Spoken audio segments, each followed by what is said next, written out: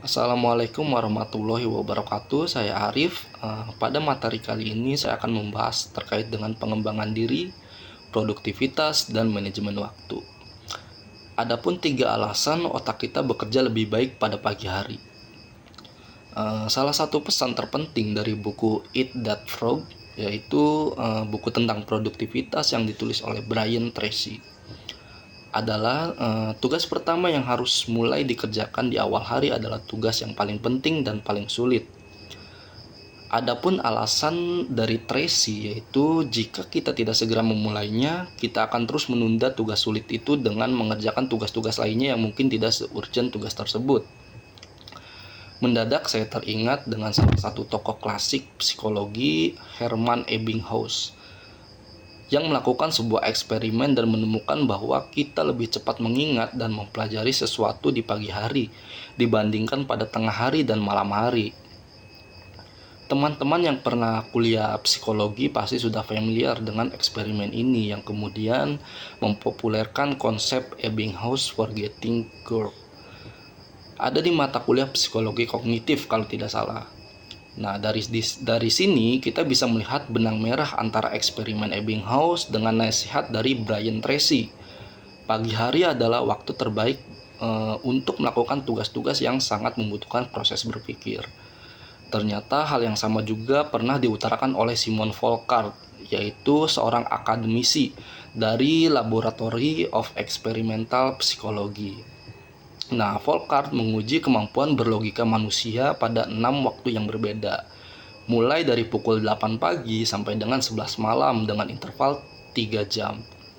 Hasilnya tentu saja selaras, yaitu kemampuan berpikir ataupun bernalar manusia meningkat dari pagi hingga mencapai menjelang siang hari, kemudian terus menurun sampai malam hari.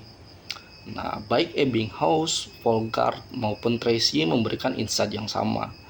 Daya berpikir logis kita bekerja lebih baik di pagi hari daripada malam hari.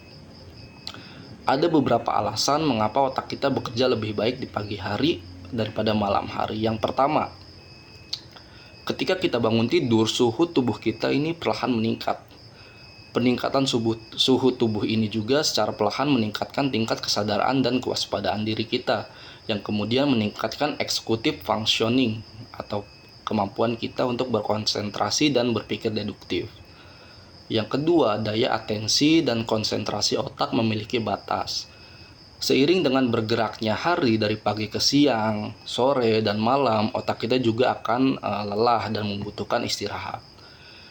Mungkin analogi berlari bisa menjelaskan ini.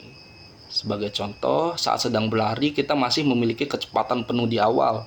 Namun semakin lama berlari, kecepatan kita akan melambat karena kelelahan. Otak juga memiliki mekanisme seperti ini dalam bekerja.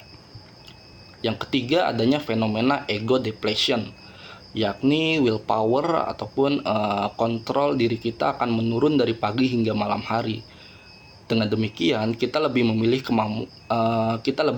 kemauan untuk berupaya serta kemauan untuk mendisiplinkan diri pada pagi hari daripada malam hari. Yang mana secara psikologis malam hari lebih terasa sebagai waktu beristirahat daripada waktu bekerja.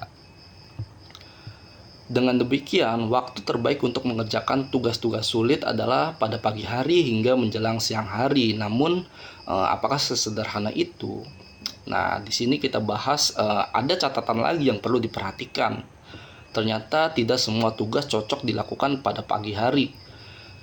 Adapun statement dari seorang Daniel Pink, yaitu seorang akademisi juga, dia menulis buku yaitu dengan judul When the Scientific Secret of Perfect Timing, yang mengatakan bahwa hanya tugas-tugas analitis yang memerlukan kemampuan penalaran tinggi yang dapat dilakukan dengan sangat baik oleh otak kita di pagi hari. Sedangkan untuk tugas-tugas yang membutuhkan kreativitas dan inovasi, justru pagi hari bukan waktu yang terbaik, melainkan malam hari. Psikologi Mary Quaid dan juga Ross Jakes melakukan eksperimen dengan memberikan pertanyaan yang membutuhkan kemampuan berpikir dari perspektif lain. Nah, dan ternyata sebagian besar orang bisa menyelesaikan bukan pada pagi hari, melainkan pada sore hari, di saat mereka tidak berada dalam kondisi optimal mereka. Nah, temuan ini kemudian disebut secara populer sebagai inspiration paradox ataupun paradoks inspirasi, bahwa otak kita akan lebih kreatif dan inovatif saat kita sedang tidak berada dalam kondisi terbaik kita.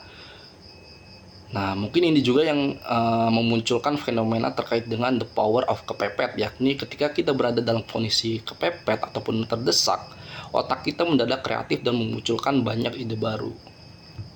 Maka dari berbagai uraian ini ataupun yang sudah saya sebutkan sebelumnya, ada dua hal yang bisa kita pelajari. Yang pertama, untuk mengerjakan tugas-tugas yang membutuhkan daya analisa dan daya berlogika yang kuat, pagi hari adalah waktu yang terbaik. Sedangkan untuk mengerjakan tugas-tugas yang membutuhkan kreativitas dan inovasi, sore hari adalah waktu yang lebih baik. Nah, jika dua hal ini kita pahami ataupun dipahami, kita bisa mulai mengelola waktu kerja kita berdasarkan kemampuan otak kita ini. Memang tidak penuh 100% waktu kerja kita bisa kita kendalikan, karena kita harus berkoordinasi dengan atasan, tim maupun kolega. Namun setidaknya jika memungkinkan dan memiliki pilihan, maka kita sudah tahu harus memilih mengalokasikan tugas apa pada waktu apa. Dengan demikian kita bisa mendorong diri kita untuk mengaktualisasikan potensi performa terbaik kita. Nah, mungkin cukup sekian materi yang saya bisa sampaikan untuk sesi kali ini ataupun sharing. Kita akan bahas sesi selanjutnya di minggu depan. Terima kasih.